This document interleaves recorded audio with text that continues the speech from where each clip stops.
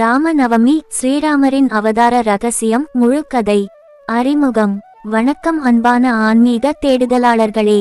இன்று நாம் ராமநவமியின் புனிதமான தினத்தில் ஸ்ரீராமரின் தெய்வீக அவதாரத்தின் ரகசியத்தை முழுமையாக அறிந்து கொள்ளப் போகிறோம்.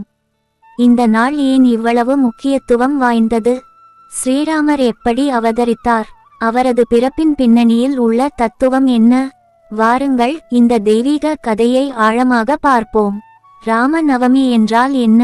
ராமநவமி என்பது இந்துக்களால் கொண்டாடப்படும் ஒரு முக்கியமான திருவிழா. இது விஷ்ணுவின் 7வது அவதாரமான ஸ்ரீராமர் பிறந்த நாளை குறிக்கிறது. இந்த புனித நாள் சித்திரை மாதத்தின் சுக்லபட்ச நவமி திதியில் வருகிறது. அதாவது வளர்பிறை காலத்தின் 9வது நாள். தர்மம் பூமியில் மீண்டும் நிலைநாட்டப்பட்ட இந்த நன்னாள் தீமைக்கு எதிரான நன்மையின் வெற்றியை கொண்டாடுகிறது. புனிதமான சந்திரனின் 9ஆம் நாளில் ராமர் அவதரித்ததால் இந்த நாள் மேலும் சிறப்பு பெறுகிறது. ஸ்ரீராமரின் பிறப்பும் முக்கியத்துவமும். பல யுகங்களுக்கு முன்பு அயோத்தி நாட்டை தசரத மகாராஜா ஆண்டு வந்தார்.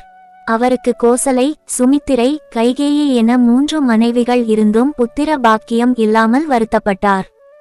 வசிஷ்ட முனிவரின் ஆலோசனைப்படி புத்திர காமேஷ்டி யாகம் நடத்தப்பட்டது. இந்த யாகத்தின் பலனாக தெய்வீக சக்தியின் அருளால் தசரதனின் மனைவிகள் கர்ப்பம் தரித்தனர்.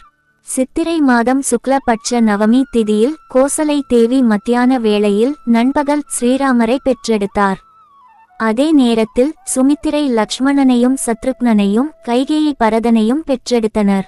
அயோத்தி நகரமே ஆனந்தத்தில் திளைத்தது. தேவர்கள் பூமாரி பொழிந்தனர், மங்கள வாத்தியங்கள் இசைக்கப்பட்டன.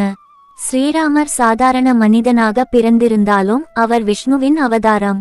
பூமியில் தர்மத்தை நிலைநாட்டவும் அறநெறியை போதிக்கவும் தீய சக்திகளை அழிக்கவுமே அவர் அவதரித்தார்.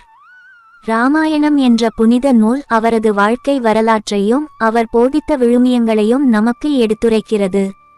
மரியாதை, நேர்மை, கருணை, தியாகம் போன்ற உன்னத குணங்களின் எம்புடிமெண்ட் ஆக ராமர் திகழ்கிறார்.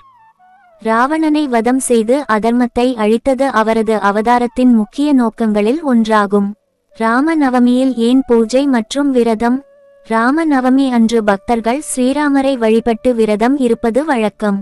இந்த நாளில் செய்யப்படும் பூஜைகள் மற்றும் விரதங்கள் மனதை தூய்மைப்படுத்துவதோடு ராமரின் அருளையும் கடாட்சத்தையும் பெற்று தரும் என்பது நம்பிக்கை.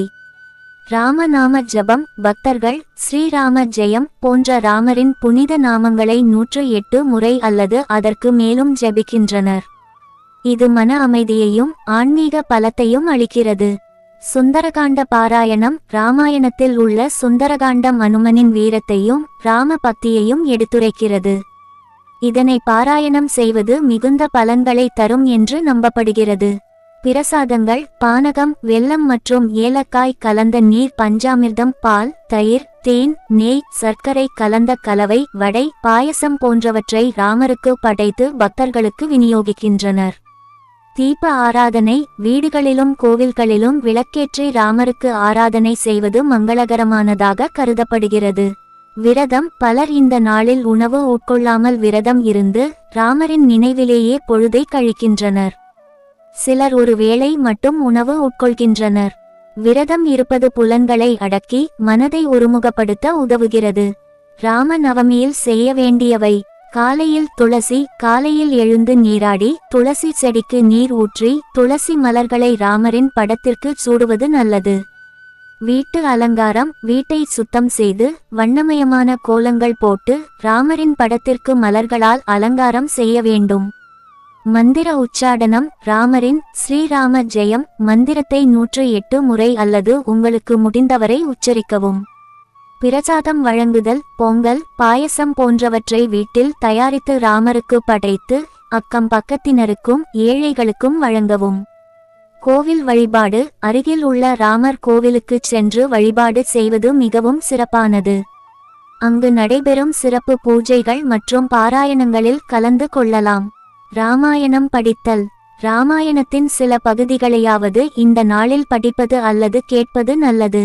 சுவாரஸ்யமான உண்மைகள். ராம நவமி ஸ்பெஷல்.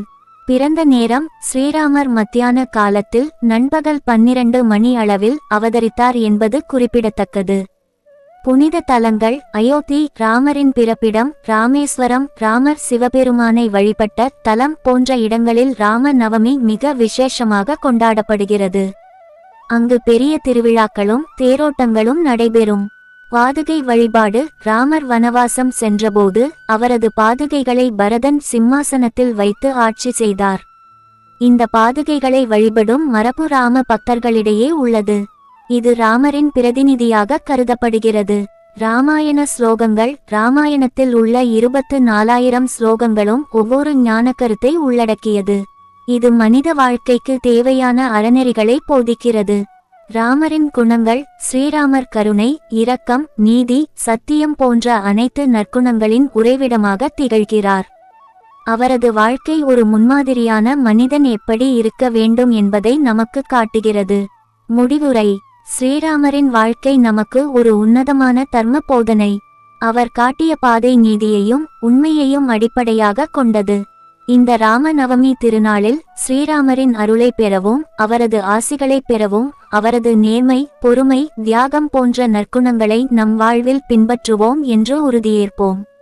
இந்த புனிதமான நாளில் ஸ்ரீராமரை வழிபடுவதன் மூலம் நம் வாழ்வில் அமைதியும் மகிழ்ச்சியும் பெருகும்.